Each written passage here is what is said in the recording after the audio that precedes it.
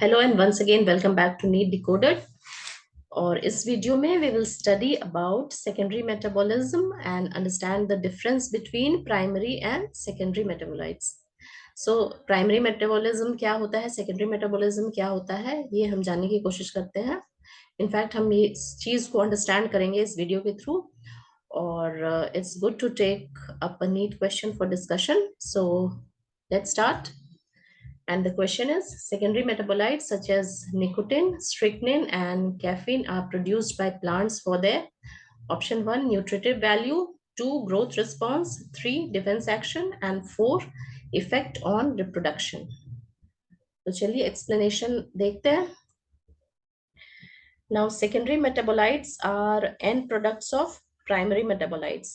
ठीक है, तो प्राइमरी मेटाबॉलिज्म एक्चुअली क्या होता है, ये जो वाइटल फंक्शंस होते हैं जो ग्रोथ और डेवलपमेंट के लिए इंपॉर्टेंट होते हैं, सच एज फोटोसिंथेसिस, रेस्पिरेशन और various biosynthetic pathways such as protein synthesis and you have fat metabolism. तो ये सारे प्राइमरी मेटाबॉलिज्म के अंदर आते हैं, राइट. और ये सारे ग्रोथ एंड वाइटल एक्टिविटीज के लिए रिस्पॉन्सिबल होते हैं, राइट. अब हम देखते हैं कि what exactly is secondary metabolism. Now secondary metabolism वो होता है जो वाइटल एक्टिविटीज को इफेक्ट नहीं करता है, but they exert the effect on the plant and the surrounding organisms.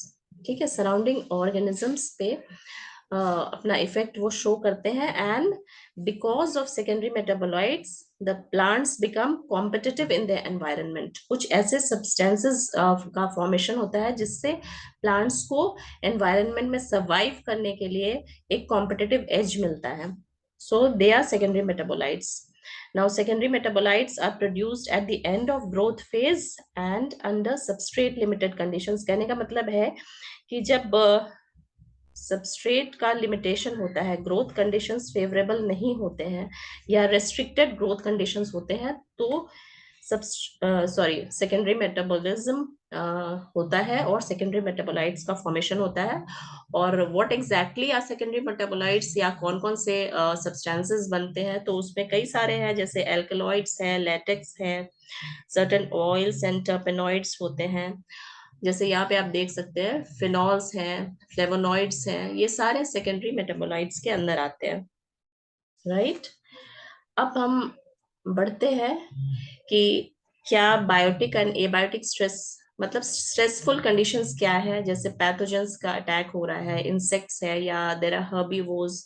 तो plants need to defend themselves against such biotic और organisms which living organisms which produce problems for the plant, right. और abiotic stress भी है, जैसे heat, cold है, flooding है या nutrient imbalance है सॉइल में. तो ये सब स्ट्रेसफुल कंडीशंस को ओवरकम करने के लिए certain substances are produce. They are all secondary metabolites, right.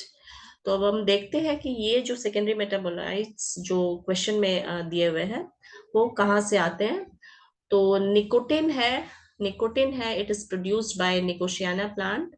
Then you have strychnine, which is produced by Strychnos nux vomica.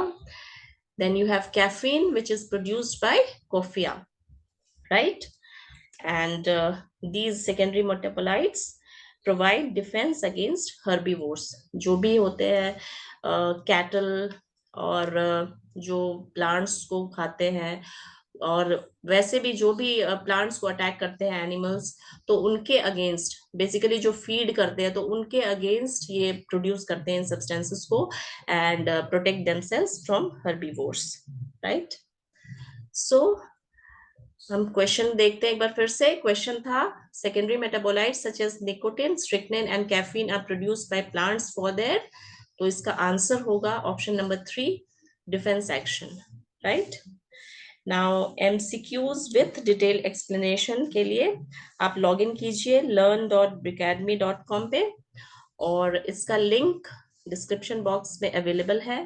And please subscribe to the channel for regular updates on NEET biology content. Thank you for watching.